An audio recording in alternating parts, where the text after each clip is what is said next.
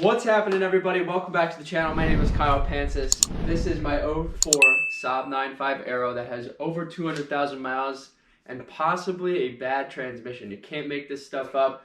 I know if you guys have been paying attention to the channel, the last couple weeks we have been battling with some sort of issues with the transmission, and I have a couple suspicions of what really could be, and we're just going to dive into some of this in this video, and maybe you guys can give me some suggestions. So if it's your first time, smash that subscribe button. If not, thanks for the support. Drop your comments and give it a like.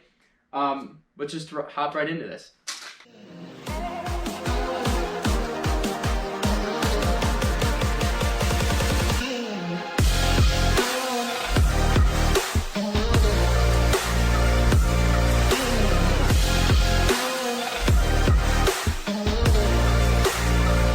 All right, so we are in the car here, and I'm just gonna turn it on, and you guys are gonna see we have the engine light and transmission light on, which is good. But the bad thing is I can't get any signal from the OBD port here. So if you guys know anything about this situation here, I've put some plugs into the harness there to test it with the tester, and I'm not getting any information. But essentially what happens when I put this thing into reverse is we are in reverse right now, and as you can see, the car is not moving. And if I give it a lot of gas, it's barely trying to move it. So that is what's going on, and not so good. When it warms up, it gets better. The car will actually start to roll.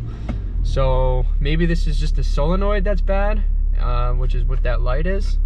I don't really know. So I can't even get an engine read on that. So that's kind of where we're at.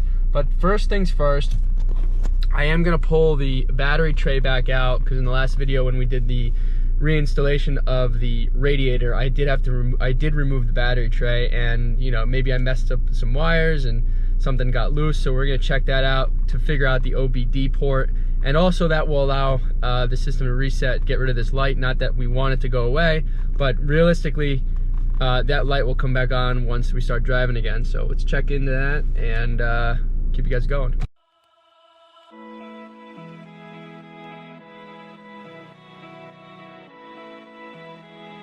All these fuses look good here.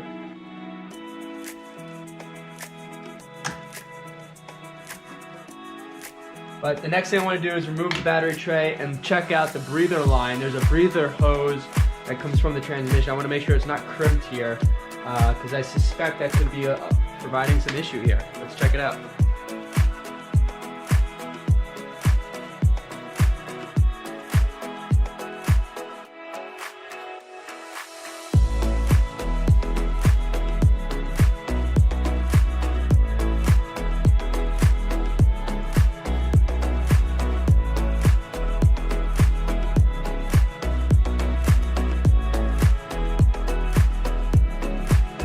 Can't seem to find anything under here, guys. Everything looks fine.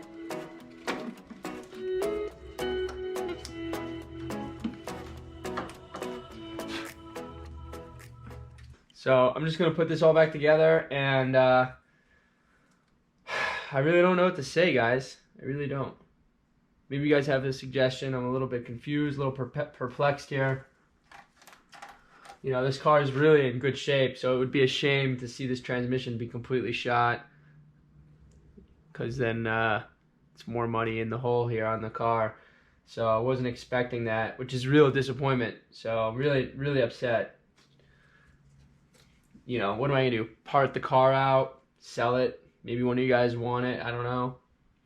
Maybe somebody's got an extra transmission laying around that's good, that you guys want to hook up with, and see if I can use it, depending on how this plays out. And then the other question is how do I get the OBD scanner to work again? Why is there no power going to that outlet there? So that's the next question at stake. None of my fuses seem to be an issue. Yeah, all the fuses are good here, guys. So let's put this battery back in. Pull the car out, let it warm up again, and maybe we'll get lucky this time again with the car.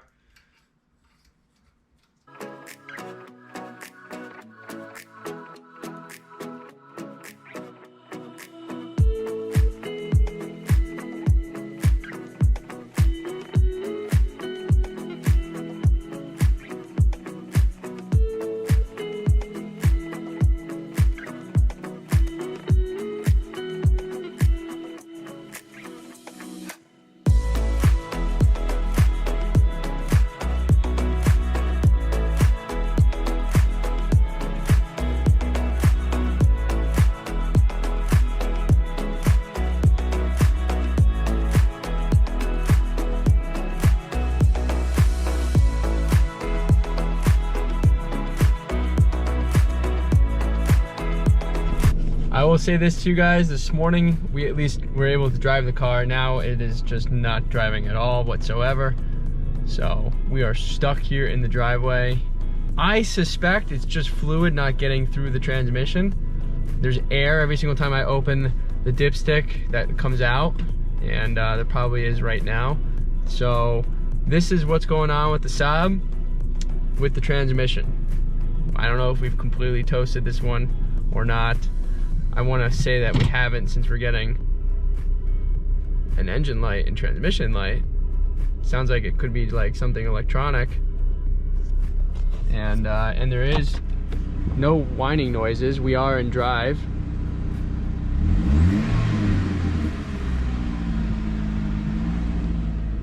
So, drop your comments on this one, guys. Let me know what your thoughts are. Alright, I just want you guys to see what I'm seeing here. You see the smoke coming out from the trans there. So I don't know what is going on with that. That is obviously not normal. And I'm not a transmission guy, so I really don't know what to do. Drop your thoughts below, guys. And give me what your thoughts are on this one. This is all new territory for me. Everything else is running beautifully. Of course. Let's just keep sinking money. But it's fun. We've had a lot of fun so far. Anyways, guys, let me know what your thoughts are.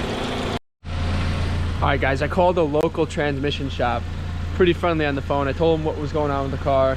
He says it sounds like you're low on trans fluid, even though we were leaking fluid and whatever. So he's like, throw a cord in, see what the car does. Well, I threw a cord in when the car was sitting over there, and now we're over here.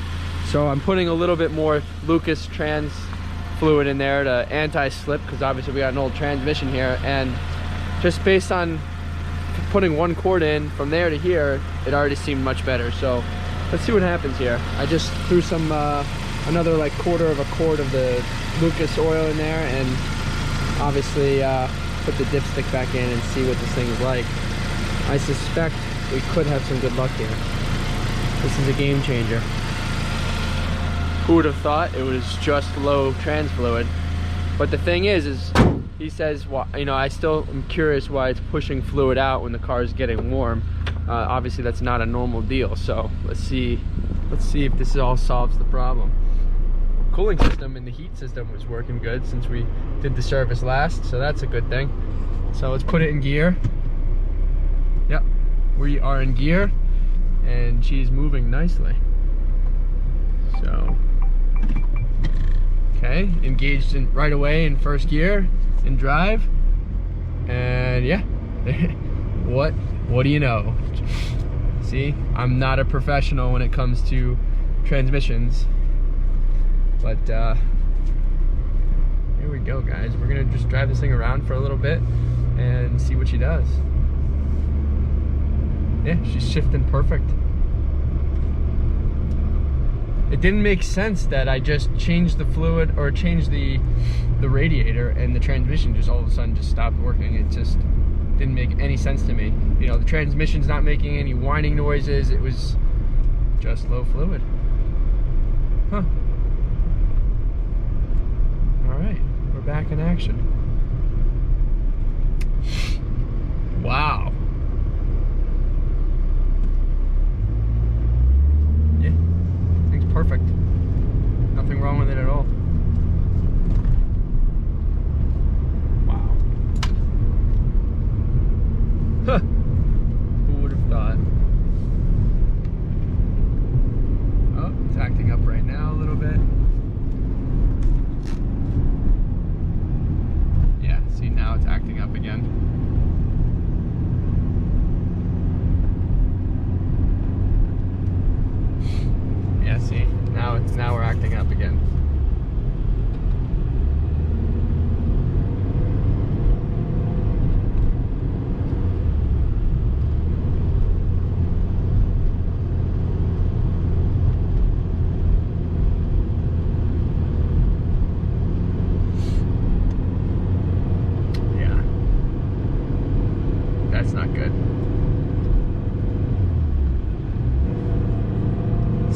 this thing home. All right, boys, so it is the end of the day today from when you just watched me post about the uploading or filling the trans fluid, and car has been pretty good. Couple, you know, on when it's really cold, it's a little sluggish, but that's like kind of normal for these cars at this age. So obviously it's like one or two times, and then once the car warms up, it's perfect. So here we are driving, and all the engine lights and transmission lights have officially turned themselves off. I still need to figure out what's going on with the OBD port. I think there's a fuse under there, from what I've been told from 2 different people now, that could pop and cause that issue. And who knows, when I was installing this radio, which is the last time I was down there, maybe I knocked a wire, or you know, maybe I was testing for power, which I was on the OBD port. Maybe I just caused a little fuse to go bad. So if you guys have any thoughts on that one, you guys can let me know. But for now, this transmission scare once again is past us for now. Hopefully this thing continues to run good. Okay guys, it is definitely a couple days later since we were talking about the transmission running good, and obviously the car has been burping fluid through the dipstick. And I did some reading last night, and I discovered that, you know, I was looking for the breather hose earlier on in this video, and I couldn't seem to find it for some reason. But then when somebody mentioned that the breather hose goes up towards the brake booster, I noticed that here is a hose. And this hose, for some reason, was attached to this right here on the brake cylinder fluid thing. This is not supposed to be here. Now, I'm not sure if I did this or somebody else. I will probably take the blame, because I was the only one in here to do the ABS module a couple months ago. When I did it, I must have been putting everything back together and realized this was loose and thought it would went here. And I guess I just, by means of looking at the two, put it together thinking that's where it belonged. Evidently, this is the breather hose for the transmission. If you follow it along, it goes right into the transmission. And when you put your mouth onto it and you inhale, you smell and taste a little trans fluid. Not literally fluid, just the air of it. So that's how you know that's the breather valve. So I just took the car for a ride and came back.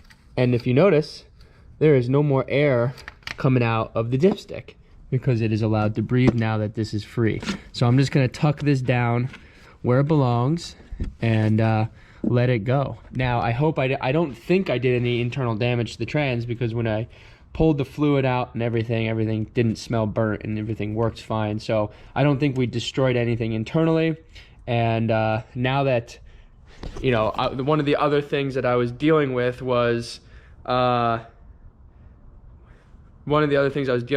cold was it, you know, slipping through gears. And that's only because there's air in the system, and overnight when it cools down, the air was getting into the lines, and of course every morning it would restart and need to cycle that air through and push it out of the system, right? Now I suspect, based on that breather valve, just by driving it around the block here once or twice, that air is now escaping and the fluid is properly going through the system, and we didn't seem to have an issue. I mean, I did for like the first round, and then after that it was perfectly fine. And I think that was our cure to the problem here. So just wanted to give you guys that update before we end this video. I hope you guys enjoyed this. I learned a lot from this. Not only did we almost destroy the transmission, or thought we had a destroyed transmission, but it was just a simple breather valve that I put into the wrong place. And as you just saw by looking at it, I don't even know why Saab has those things next to each other like that. It doesn't make any sense, but there you have it, guys. Hope you enjoyed. Like, share, subscribe. See you guys next video.